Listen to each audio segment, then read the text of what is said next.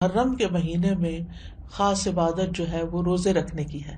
تو اس مہینے میں اللہ کی توفیق سے اگر ممکن ہو تو کثرت سے روزے رکھنا مستحب ہے.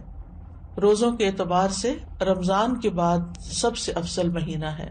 صحیح مسلم کی روایت ہے، ابو ہریرہ کہتے ہیں کہ رسول اللہ صلی اللہ علیہ وسلم نے فرمایا، رمضان کے بعد سب سے افضل روزے اللہ کے مہینے محرم کے ہیں.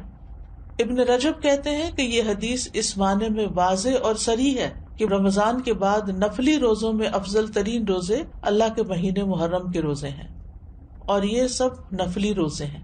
فرض روزوں سے پہلے محرم میں روزے رکھے جاتے تھے، پھر جب فرض روزے رمضان میں ہو گئے تو پھر محرم کے روزے جو ہیں وہ نفلی ہو گئے. نبی صلی اللہ علیہ وسلم صرف شعبان میں کثرت سے روزے رکھتے تھے.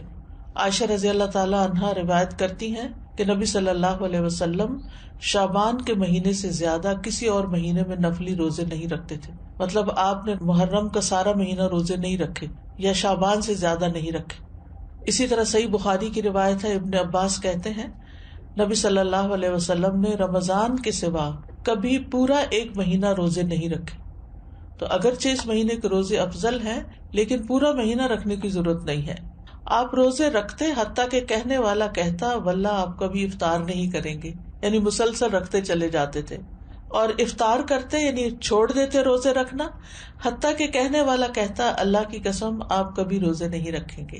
تو اس میں آپ کا جو پیٹرن تھا تسلسل کے ساتھ روزے رکھنے کا وہ ہمیشہ کے لیے نہیں ہوتا تھا. اور یہ کیوں نہیں کیا آپ نے؟ اس لیے نہیں کہ آپ کے اندر طاقت نہیں تھی، اس لیے کہ امت کے لیے مشکل نہ ہو. کیونکہ امت میں بہت سارے لوگ ایسے ہوتے ہیں جو نبی صلی اللہ علیہ وسلم کی ہر بات کو کاپی کرنا چاہتے ہیں، ہر سنت کی پیروی کرنا چاہتے ہیں، تو پھر یہ چیز مشکل ہو جاتی.